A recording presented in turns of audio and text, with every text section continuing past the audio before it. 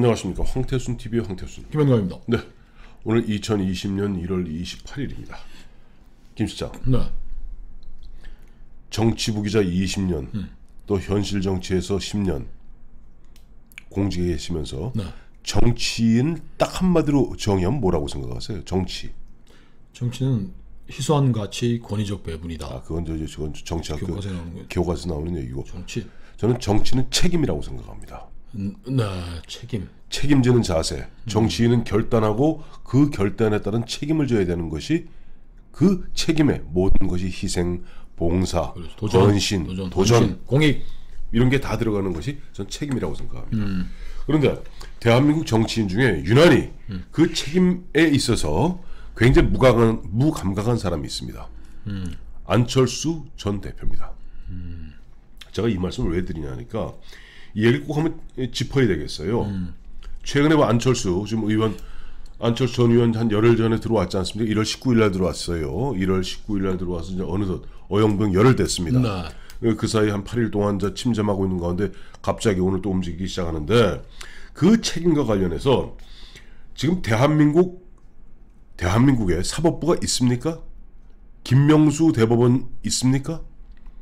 김명수 대법원이 있는데 대법원이 없죠. 대법원 없습니다. 네. 김명수 대법원장의 그야말로 굴종하는 사법부가 있을 뿐입니다. 그렇죠.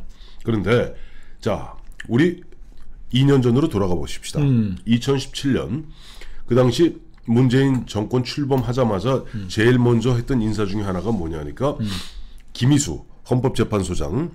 그때는 국민의당이 반대했어요. 김희수가 아웃됐습니다. 네. 그때 뭐 그 의석수가 30석 넘었을 40석이었습니다. 40석.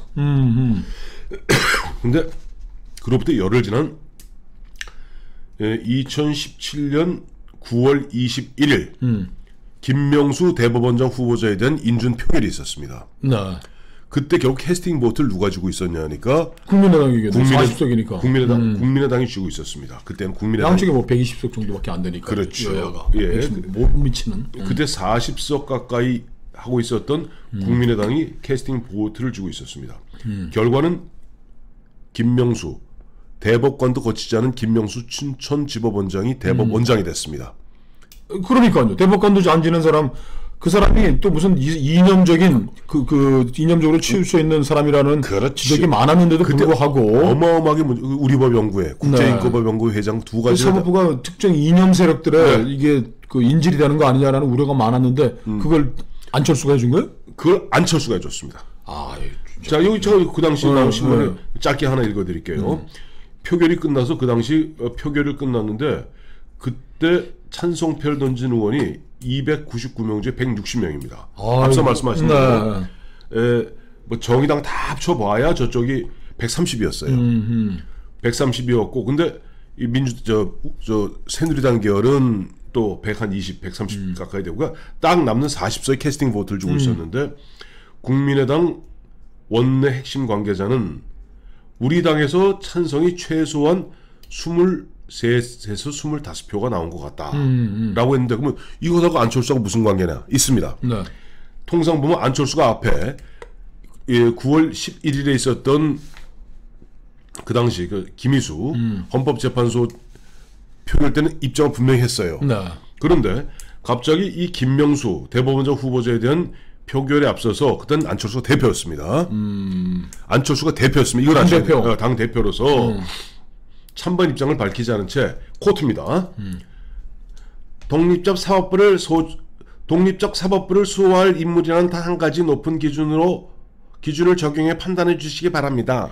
아니 무슨 그 인간도 그때 그런 또 헛소리를 했단 말이에요. 네. 사법부가 우리나라의 그 삼권 분립에 축이 돼야 될 사법부가 특정 이념 세력에 인질이 될 것이라고 우려를 해가지고 김명수를 반대했던 것인데 뭐 독립된 뭐 사법부 어쩌고 자, 이렇게 되니까 자식이 헛소리 삐삐 여자는 지금 이 친구가 그런 짓을 해놓고 이거 더 이제 결정적인 요 표결하기 전이고 표결돼서 이제 보면 160석으로 찬성이 됐잖아요. 그러니까 이제 공치사를 하는 거야. 뭐랄까 안철수 얘기입니다. 안철수 대표는 표결 직후 기자들과 만나서 코트 땅 우리 의원들이 사법부 독립과 개혁을 위해 현명한 결단을 내린 결과입니다.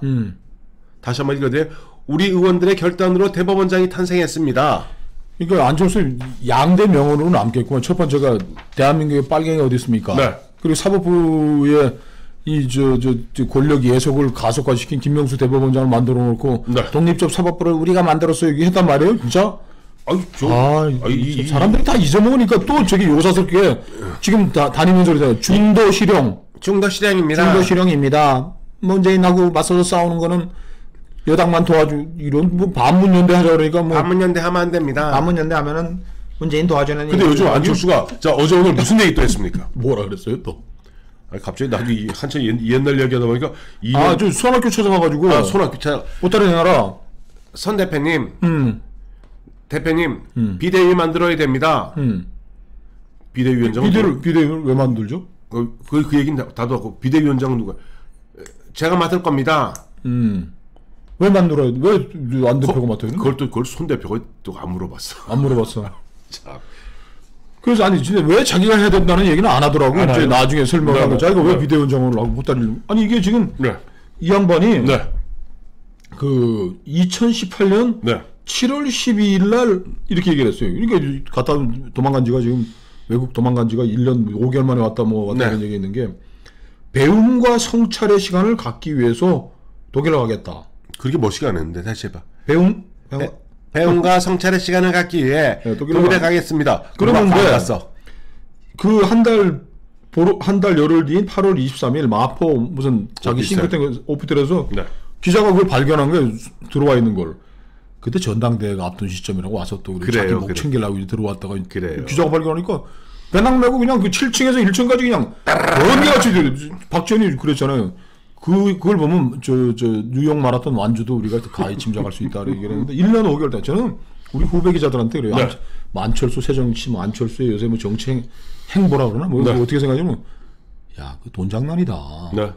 그 걔가 무슨 뭐 기업 조그만 거 해가지고 이제 뭐 자기 재산이 한 1,500 좀 된다는 거예요. 뭐 오르락내락 하더라고 어떻게 그렇습니다. 1,000억 가지고 장난하는 게 지금 우리 같은 이렇게 생활인들은 한 달 쉬면은 지금 가족도 생계가 어려워지니까 다 직장생활 열심히 하는 거예요.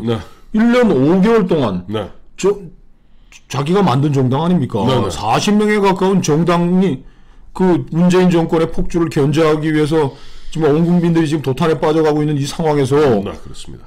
지 돈 많으니까 가서 쉬일 뭐 막스 프랑스 연구 독일 가서 놀다가 저도 뭐 1년 갔었으면은 날씨 좋은 스탠포드에서 1년 놀다가 또 뉴욕 마라톤 가서 뭐 또 완주했다고 또 뭐 쉬고 뭐 인스타그램 또 올리다가 이게 돈 지랄이 돈 1,000억이 있다고 지멋대로 왔다 갔다 하면서 사람이 이렇게 살면 안 되는 거예요. 결기 있게 아까 요즘 정치라는 게 책임이고 결단이고 자기 모든 걸 걸고 해야 되는 거지. 애들 장난하는 것처럼. 그러고서 와서 왜 손학규한테 가서 또 물러나라고 그러는 게 뭐 물러나라고 그러면 무슨 이유가 있어 자기가.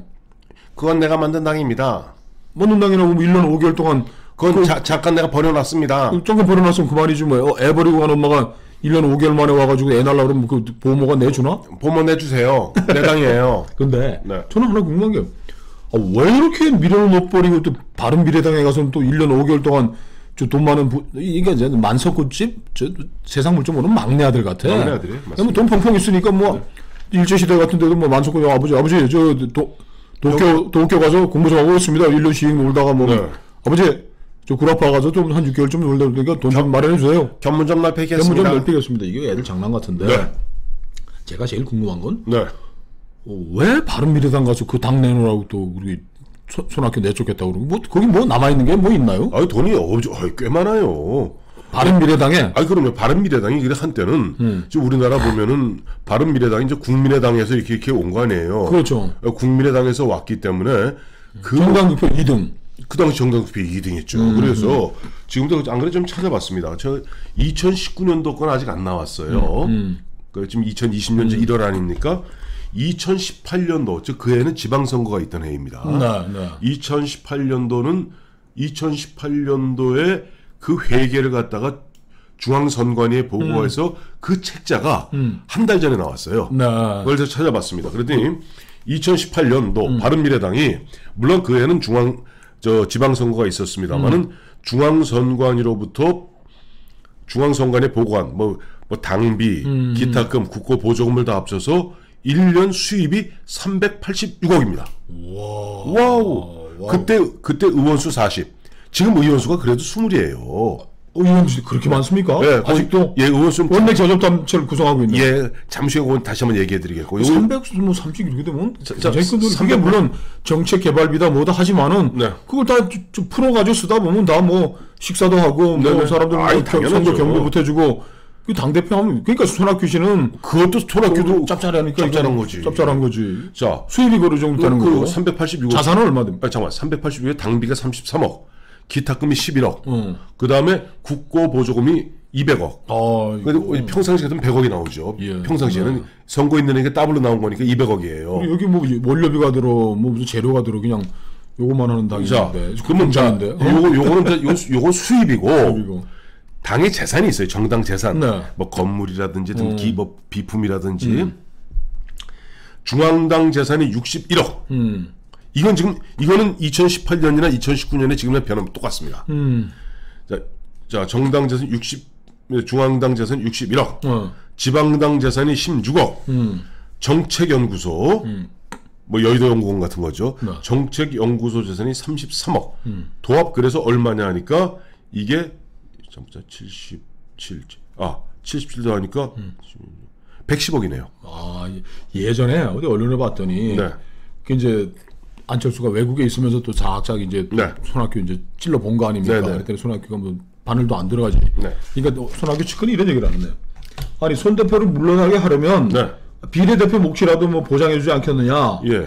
손 대표는 잃을 게 없는 사람이다. 200억 원 당 재산을 두고 아무 조건 없이 사퇴하는 말을 듣겠느냐 했는데 200억은 좀 과장된 거고. 네, 당 재산 110억. 그럼 수입이 또 뭐 2018년에 330억이니까 이거 반 뚝째도 얼추 300억. 잘하네. 300억이에요. 안철수 이 친구가 지돈 뭐 많다 그러면 요것도 또 탐이 나는 거야. 제가 직접 들은 얘기예요. 네네. 안철수가 뭐 잘 나갈 때 당대표 그럴 때 뭐 대선 도전한다고 하고 할 때 고려대학교 유명한 교수님한테 최 교수 아니에요? 최 교수님한테 뭐를 소장을 싱크탱크 소장을 맡아달라는데 네.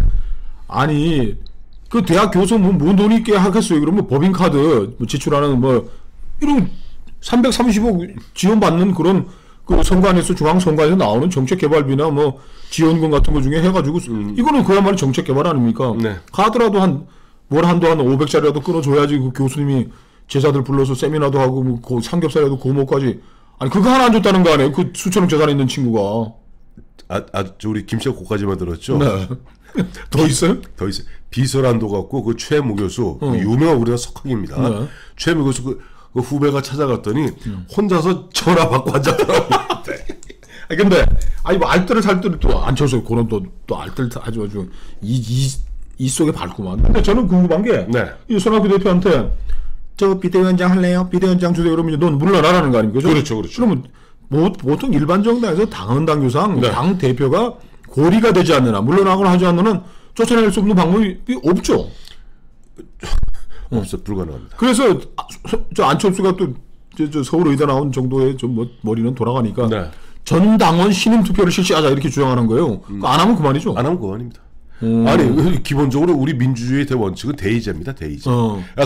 그러기 때문에 전 당원을 갖다가 우리가 몇 명이 확실치 않기 때문에 권리당원을 두는 것이고 권리당원을 또 해서 그 전당대회를 만드는 거죠. 전당대회라는 걸 지가 안철수 지가 하자고 요구할 수는 없는 거 아니에요. 전대가 있고 또 전대 보면 쭉 올라서 마지막 최고위원회까지 피라미드를 갖추는 이유가 대원칙입니다. 직접 민주주의. 그러면 의원이 뭐 20명이 있다 그랬지 않습니까? 20명. 다 이게 안철수다니까 안철수가 회사로 와가지고 야, 저 손학규 놔두고 저 세상 110억 아깝지는 하지만 그냥 다 나와가지고 우리끼리 다시 당을 만들자 그렇게 하면 되겠네. 안 됩니다.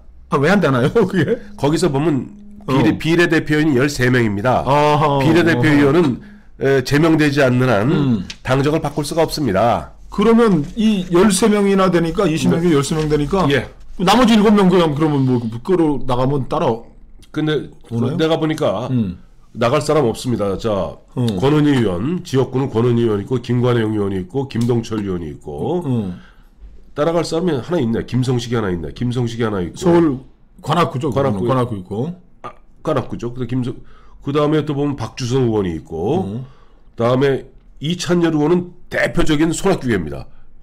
그러니까 지금 이제 안철수하고 손학규가 이제 깃발 세우고 해쳐모여 그러면은 손학규 밑에는 비례대표 13명 못 나가는 사람이 13명이 있고 13명 더하기 13명 그 호남분들은 안철수 안 따라 나갑니다. 안 따라 나가죠. 그러면 안철수 따라 나갈 사람 딱 한 명 있네. 저기 김성식. 그 김성식도 왔다 갔다 한다.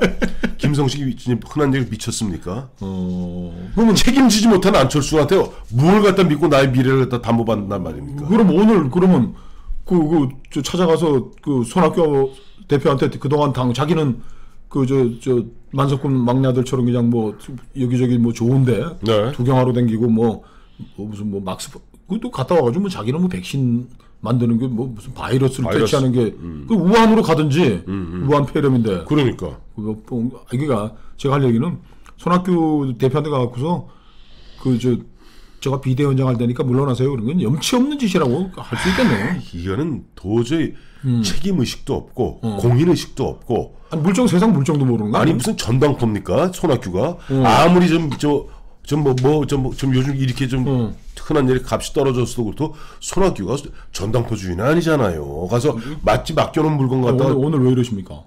왜? 아니, 손학규 대표 못마땅해가지고 그동안 한 서너 번 비판하셨는데 근데 오늘은 손학규 편. 그러니까 손학규 정말 못마땅한데 안철수에 비하니까 손학규는 참 미인 중에 미인일세네 참. 아이고 진짜 여보시오 안 대표 그만 좀 간 좀 보시오. 뭐 제가 MB 아바타입니까? 제가 갑철수입니까? 간철수입니까? 갑철수입니다. 갑질하고 있는 겁니다 지금.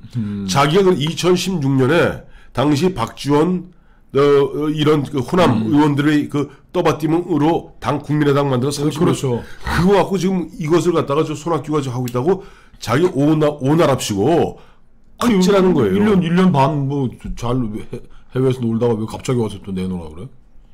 그리고 네. 문재인 그 정부의 이 정말 외교, 안보, 경제 총체적 파탄에 대해서 네. 아무 소리 안 하고 있다가 대법원장 김명수 대법원을 내가 만들어줬다고 큰소리 뻥뻥 치던 친구가 와서 또 그런 전 잘못에 대해서 얘기도 안 하고 갑자기 뭐 중도 실형이 뭐 지가 어디 뭐 진짜 만들어내는 무슨 전매 특허야 왜 또 와서 엉뚱한 소리 픽픽하고 글쎄 말입니다.